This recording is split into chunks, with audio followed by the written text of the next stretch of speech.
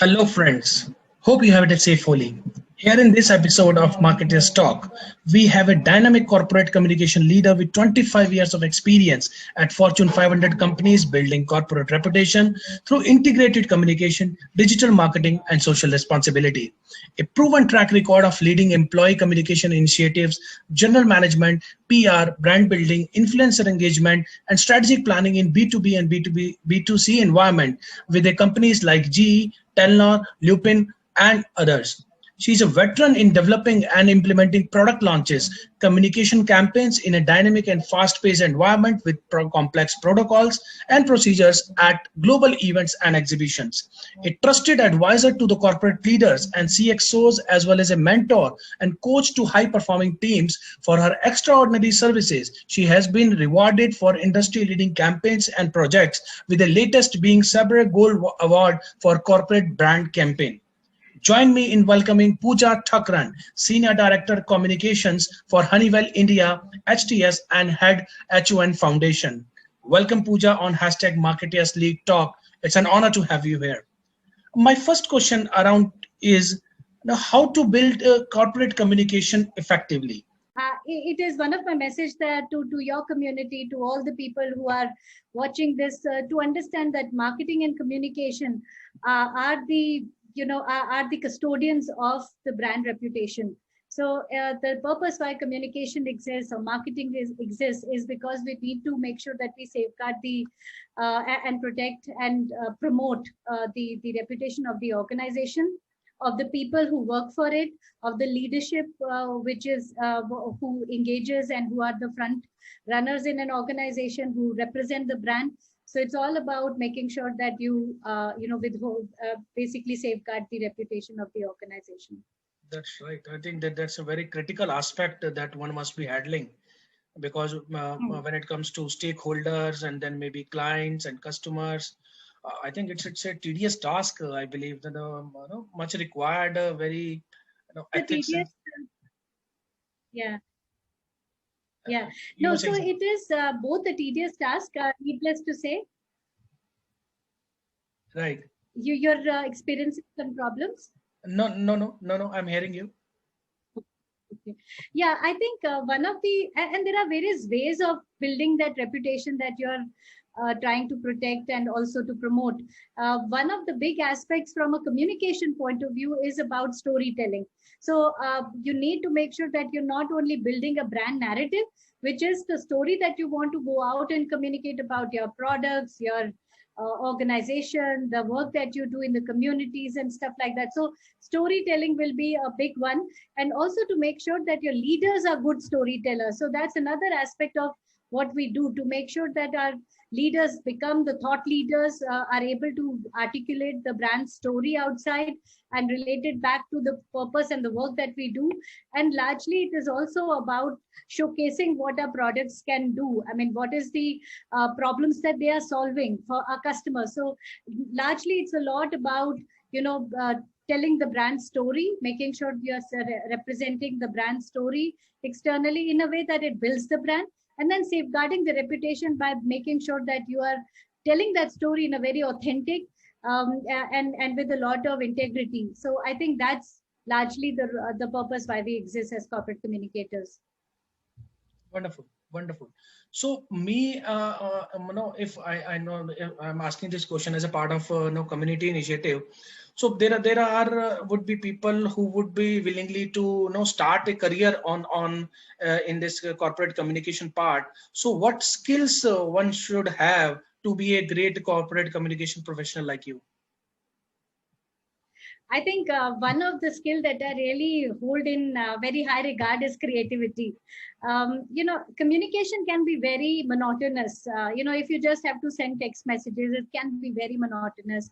If you just have to speak like we are talking, I mean, we can't just talk forever. The attention span of most of the people today, with so much of media out there, one, our attention span is really getting, very small. And the second thing is that there is already an overload of information. So how do you cut the clutter? So the only way to cut through that clutter is through creativity. So you need to be very creative in building the brand messages, uh, putting together the very engaging content that you want to go and sell, or send out. You need to be very authentic in the way that you're communicating and the messages that you're communicating and conveying. So those have to be very authentic. I think the content and creativity part are the two main skills that you need. Then you have another area when you become a brand leader, or you want to take up a leadership position. You need to be able to coach the senior leadership. So that's another big area that you need to focus on, because you need to be a very strong coach to a lot of strong leaders that you would be working with in this role, because communication role is one role where you interact with almost all the top leadership team, and your role is will be acknowledged and respected only when you're able to command respect. And respect comes when you are a subject matter expert, and you have a position when you can tell others how to do things better. So if you are a communication expert, you need to know the job very well. You need to command respect, and build credibility with the leadership by really making sure that you're able to coach them well. You need to tell them the areas of focus for them, areas where they need to brush up their skills around communicating effectively. So coaching will be another big aspect, and you will only be able to coach if you're confident. I think to build that confidence, you need to be a subject matter expert. So you need to constantly work on your skills, on your own area of competence, to stay ahead in the game. So because communications field, marketing, everything is changing with digital taking over almost all the aspects of how we work. So when digitization is booming, when data driven decision making is critical, you need to see how those impact your own core area of focus and your area of expert. So once you start to focus on and build that skill, you will continue to be confident about what you bring to the table. That's right. So according to you, if we need to list it down in top 5 skills that would be required, so what would be? One is creativity. Second is being very good at crafting messages and narratives. Third area of focus would be very strong coach to senior leadership. Fourth is to have strong confidence, and largely, nothing sells better than your core skills. So make sure that you're very good in your core skills, which is writing skills, creativity, having good design skills. So the communication design skills. So those are important. So I think I would I would state these 5. That's right. I think creativity, once you mentioned, that really holds a part into whatever the skills that all you mentioned out. It should be on the top one. Perfect. So bringing back to the basics again, why this corporate brand building has come up or has gained so much of attention? Was it earlier exist way back 60 70 years back, or it is a new relatively concept of last 20 years? What is your take? Corporate brand position? Yeah. So corporate brand position has always been there. If you want to create get a premium for your products, you need to position your products as well. So if you want to gain a premium for your particular brand, you need to make sure that you position it very aspirationally, so that you can command a premium for that product. So for example, typically we know brand position, we can relate it to all the luxury brands that we see all around us. So for the longest time, we always thought that they were the best when it comes to brand positioning. But brand positioning is not just about that luxury brands where they rank and stack themselves with the Mercedes and BMWs of the world. But that's not just brand positioning. Brand positioning is basically that particular image of your brand and what its USP is to your target audience. Brand positioning can also be, I will quote an example of Uninor or Telenor, where I used to work. We were called as Sabse Sasta. That was a brand position that we wanted to take, which is that unique selling proposition. And it was nothing to do with the luxury brand that we were trying to be, or the most aspirational brand that we were trying to be. It was about what is that one particular spot, that sweet spot that you want to achieve in the mind of your target audience that makes it very attractive. So it could, lot of times we relate it to brand position as making it very aspirational, where, like a pecking order, like an Apple or a Google or BMW. Brand position is nothing but that sweet spot in the mind of your target audience that you want to create, and get a pull for your product to sell well. So in a way, this is a concept that has always been there, because when you have so many products and so many brands and so many corporates trying to gain or capture the attention of the consumer, you need to create that sweet spot. And that this is a concept that has continued to become, more and more sharper as we go along in the minds of how marketers want to go out and position their products. But it is very target audience driven, it is very need based, and there are various ways of doing that brand position. It could be, led by need, it could be value based positioning, it could be feature based positioning, it could be position based on the aspirational value, it could be based on lifestyle brands like you have. So positioning can be actually a factor of what exactly is your product, what is the target audience that you need to target, and how do you want to make sure that you position it such that the audience is attracted, and you have the you can maximize on that brand value. So that's where it is. Yeah. That's perfect. That's so. In fact, this was my next question, which was already been answered in this one only. So this is great. So taking it forward about now, COVID has come up, everything has went online. So how we can build a brand, in this online era now? No, so we have social media at one place, and then we have a lot of other portals also, and other stuff, online PR, a lot of things happening. So how we can build a brand, in this tough times? I would like to say that social media is one such, technology or tool that is available to marketeers that has equalized the entire landscape of how marketeers, were there, or how corporates were. So whether it's a product with a marketing budget of, some 10,000 rupees, or a big corporate with crores of rupees, social media has tried to make sure that they equalize all the entire landscape in which all marketeers currently operate. So in a way, tightly controlled budget of 1,000 or to 10,000 rupees can also do a great marketing outreach to its target audience, which are, a company with a multi-million dollar revenue, or maybe a budget can also reach out to their target audience. So it's in a way a very, very powerful tool that is available to the marketers, irrespective of what your marketing budget is like.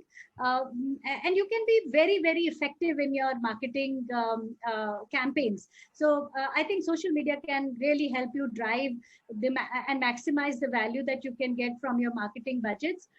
You can have you can reach out to the right target audience. You can do a lot of good marketing through influencers, which definitely comes at a little premium. But, if you are a premium brand, and if you want to really gain a good marketing appeal, then, influencer marketing can be a great one. Consistent messaging is another one that you can drive. If you form a community of people who are attracted towards your brand or the kind of product that you have, you can build a very consistent marketing campaign by building a community and then attracting that community. I'll give you an example. A lot of these companies who are into, kids brands, they have these communities which are for mothers, right? And they create those communities on the social media. They have these working moms, and it's actually a community that is by one of your your kids brand, like Lego or anyone. and then they tap into that community of mothers to drive a lot of sales and value and do a lot of marketing push.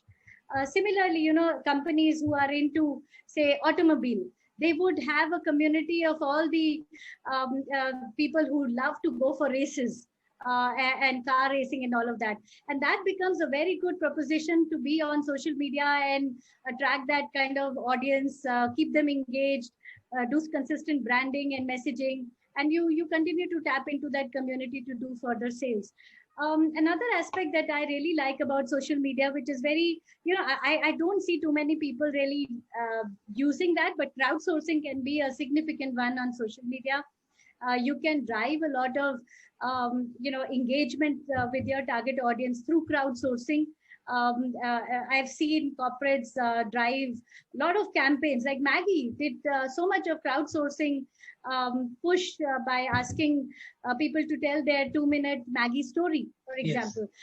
Or so these are very good way of engaging your crowd, using crowdsourcing, using a lot of these community building engagement, and influencer by tapping into your pool of influencers that you want to go out and do an outreach. So those are a few. Right. So this has a two follow-up questions. One is which one is your social media favorite platform where you feel this is a good ROI driven aspect it brings? I think one has to, when it comes to social media, I think you need to have very solid campaign, which can be, linked to a social cause or a social or a compelling need in the community, which your customers may be thinking of. I mean, I really love these whole social marketing campaigns that are driven by Tata, for example, Tata Tea. Which is about, thought-provoking. Those kind of campaigns you can run very effectively on social media also. Start to build a community. So I think social media is a lot about how do you build that community of like-minded people who have the similar sort of tastes, and you can drive a lot of your push and your brand appeal to them. So I would say, so for example, luxury brands, people who are into luxury commodities, who keep buying them, they would love to engage with, we can form a community and then keep pushing our messages to them. Like you would see a lot of luxury car brands actually tap into it. They keep having these races, some vintage car rallies and stuff like that. They have built a community and they keep tapping into that community to do further sales because their right target audience is right there. So I think I'm a big fan of that because it's very targeted. It can be very engaging. And it's very low cost, low maintenance. So I think that's a great way of doing social media. Right, perfect. And last year, if I'm not wrong, influencer marketing did get some bad mouth around because of over promotion maybe, or not doing the right stuff which influencers should be doing. So what is your take? How we should decide that this should be a good influencer for us or not? No, that's a very valid point, and that's the reason why recently there were those influencer guidelines and things that have already been rolled out, and there is a lot of focus on now being making sure that you're promoting ethical influencer marketing also. I think somewhere as brand custodians, and then again coming back to your point about reputation, your reputation is built by making sure that you are, whatever you are doing, whether it is as a marketer or as an influencer, you are, if you don't have the right reputation in the market, nobody is going to hear you. So I think some of these bad influencers or influencers who are just doing unethical stuff, they will kill their own brand, or they will kill their own reputation if they continue to drive the way they are driving things. So I think nowadays people are people are very, very well aware. They are, everybody is reading, everybody is hearing the same stuff, and I think somewhere some of these things will not go unnoticed. So whether it is brands, they need to be very responsible in the way they drive marketing within their within corporates. I mean, I had once tweeted, and it became like really, really big on social media. This was around the fact that there are certain channels which are a lot about just fear mongering and fake news and all of that. I think it's up to the marketers to stop funding those channels, right? Make sure that you choose who you relate to as a marketer or as a brand. You need to make those ethical choices and be out there to make sure that you're not really associating the brand with certain channels which are just doing horrible negative promotions, or siding with one party than the other, or or politically connected. I think that's something that I would always call out, that as a marketer, and to be an ethical marketer, it is our social obligation to make sure that we partner with the right kind of media partners, we partner with the right kind of influencers, and we take that responsibility to drive ethical marketing. Right. So, would you like to make a comment on a recent hiccup which mentioned about Gaurav Vasan and that Baba Ka Dhaba story? No, I don't want to comment about all these controversies. It's not my domain, not my expertise, not at all. But in general, I would like to urge all the marketeers, through your channel and otherwise also in whatever small way I can do, that one has to be, I think that marketing and communication has a big role to play when it comes to ethics. So they Yes. need to be very ethical in the way they are trying to drive ROI or return on reputation and whatever, to ensure that they are actually doing their job honestly by engaging with the right partners, with ethical partners. That's all that I have to say. I will do my bit. There are people who don't want to, then it's up to them. Eventually, people will realize. I understand. Yes, you're right. You're right. So moving back to employees, which of course is a part of our branding aspect. So what internal communication tools, or maybe you must be using out to improve the employee satisfaction, or communication among the employees, and how does it helps basically? I think communication to employees is driven by a gamut of different, areas that you need to keep in mind. One, it cannot just be about top down. A lot of times as communicators, we make the mistake of thinking that, everything has to be leader led, and let the leaders be upfront and just talk about it, doing a certain number of town halls and driving some top down approach is not always the best approach. So I personally feel that it has to be a top down and a bottoms up approach as well. So you also need to have your ears on the ground. So it has to be a mix of certain sort of channels that help you to not just do the top down approach where the leader connect happens or leader communication is driven by, but also to see what are the people on the ground saying, and ensure that that verbatim is also something that is going out to the larger audience. So we do a lot of different activities, and different action plans are drawn to make sure that there is a mix of a lot of different stuff that we do when it comes to internal communication. So, typically everybody does a lot of town halls. We do a lot of email communication. For email and other some similar stuff, we have Populo, which we use as a tool very effectively because it helps to measure the reach of all your communication that is going out. Couple of sometimes we've also seen, when we look at rank and stack the different communication channels that we use, which are the ones which are most popular, whether it's a town hall, face-to-face or virtual meetings, or emails, or newsletters, or sometimes we also use video communication and stuff like that.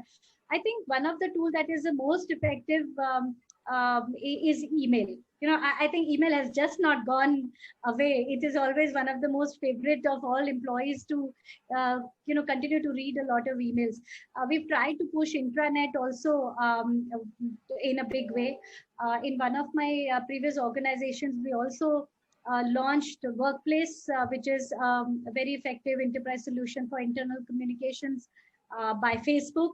And that was again a very big success, at least in the organization that I was there, because one, it was a medium that people are using in their personal capacity. So it was a medium that they're used to. And then there were other tools also that we keep using. So in a way, I think internal communication is a mixed bag where you have to use a lot of creativity to drive the messages with different channels, different ways of communicating.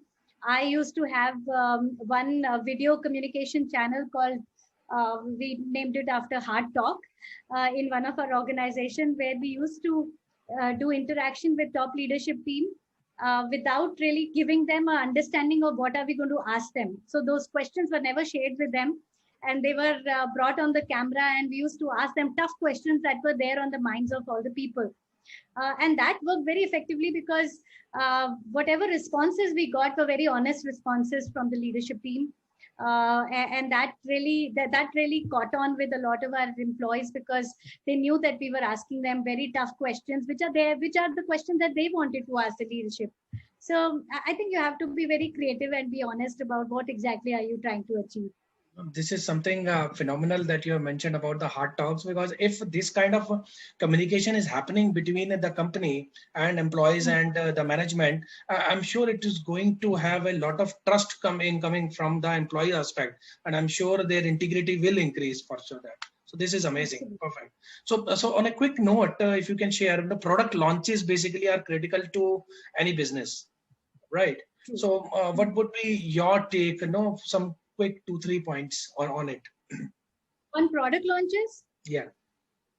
Yeah, I mean, product launches are, I would consider it a quick business, support that you are giving to, which will definitely add to the bottom line of the organization if you do it effectively.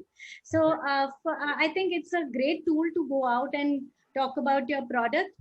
From a PR and communication side, I think you have to make sure that you do the entire, from a tactical level, you need to have a solid approach on your product launch with maybe it could be a show and tell sort of a activity that you do with your prospective customers, media, all the other stakeholders that you would like to engage with, plus a press release.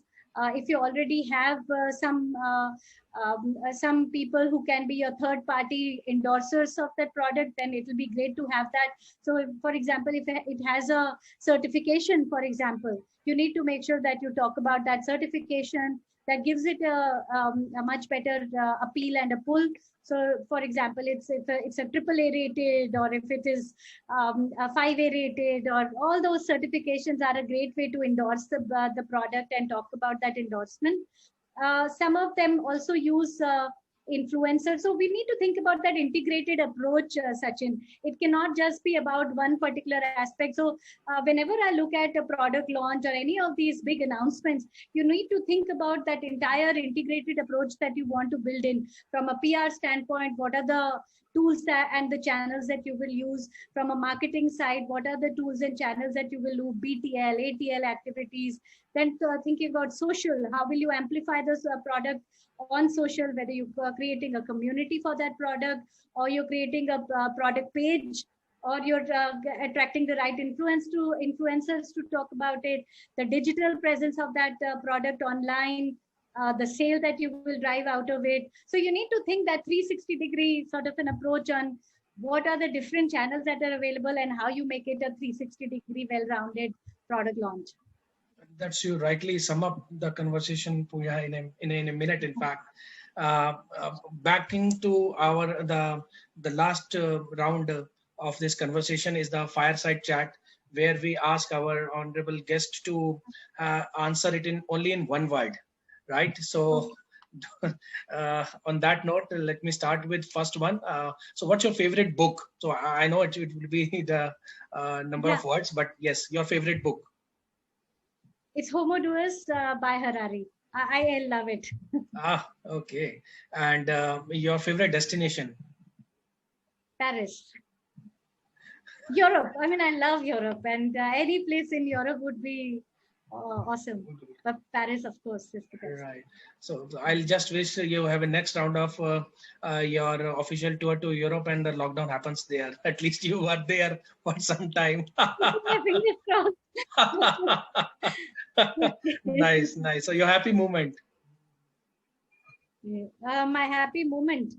I think the days and the time I spend with my child are really happy for me, and I love to go out and explore new places. I'm a big foodie, so I love to have a lot of good food and wine. So yeah, those are my Okay, happy moments. great, great. Yeah, Who am I? I mean, you. One word. a nomad, a nomad, a Oh, wanderer. okay. And what motivates you? uh, if I know I've added value to the organization, I'm able to add to the bottom line, top line. I think that is my biggest motivation. If I know that whatever I'm doing is adding value to the organization, and people come back and say, oh, that was really helpful, we really were able to crack something, or so that really motivates me. That's perfect. And the last one, you are passionate about. I'm passionate about communication, about the impact that we make to the organization. I breathe in, breathe out, tactics and strategy to communicate better, to make our leaders better communicators. So that's something that is my passion. That's perfect. That's perfect. Thank you so much, Poojaji, for giving your valuable time to the community members and for us. I'm sure when they'll see the video, it is going to be a lot of learning for all of them. Thank you so much for once again for sharing your precious time with us. Thank you, Sachin, for inviting me, and thanks for letting me be part of this wonderful community of communicators. I think this is one of the most significant area of focus that corporates do have. Once they realize the value of communication, there is no going back. So I would only urge you to do your job with honesty and be very, very creative in the way that you help your teams and your leadership to communicate. And I'm happy to share my learnings and my experience whenever you need. So thanks, Sachin, for giving me this opportunity to be on this platform. That's so perfect ending of the show where Pooja has shared the final snippets of actually what you should do as a professional out there. Wonderful. Thank you so much, Pooja. Signing out.